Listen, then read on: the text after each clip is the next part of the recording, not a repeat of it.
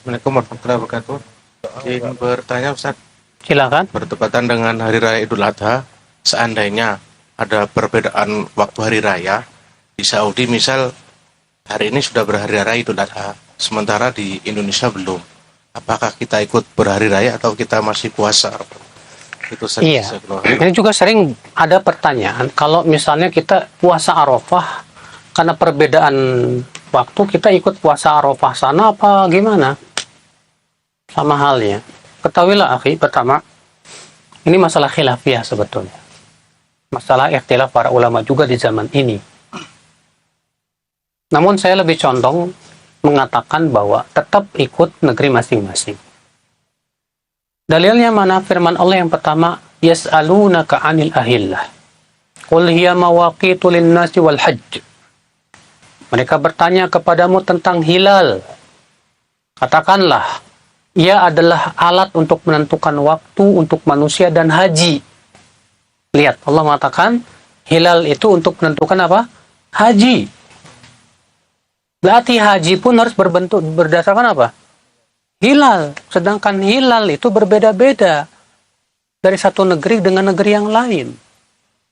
Makanya Rasulullah tidak membeda-bedakan. Rasulullah bersabda, as-sawmu yawma tasumun wal adha yawma tudahun wal fitr yawma tuftirun wal adha yawma tudahun. Saum Ramadan di hari pada hari kalian semua kalian berpuasa. Dan beridul fitri pada hari kalian semua beridul fitr. Dan beridul adha pun pada kalian hari beridul adha semuanya. Kata Imam At-Tirmidzi ketika mengatakan, setelah meriwayatkan hadis ini, beliau berkata apa? Wa fassara ba'du ahli ilmi hadzal hadis. Sebagian ahli ilmu menafsirkan hadis ini. Faqal, ia berkata, inna ma'nahu, bahwa makna hadis ini anna shaum wal fitr ma'al jamaah. Bahwasanya puasa dan berhari raya itu bersama al-jamaah, pemerintah, pemimpin, sultan.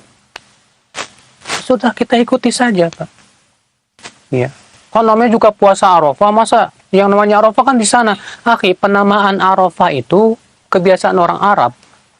Mereka menamakan hari atau tahun atau bulan itu sesuai dengan kejadian yang besar di waktu itu. Seperti misalnya tahun gajah, Amul Fil. Kenapa disebut tahun gajah, Pak?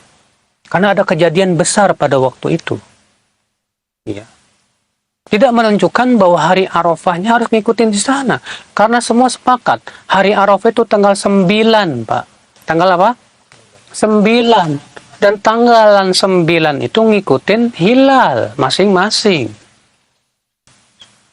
Kalau antum tahu ya, kalau waktu sholat ada yang tiap hari pasti berbeda. Tiap hari loh, Mas.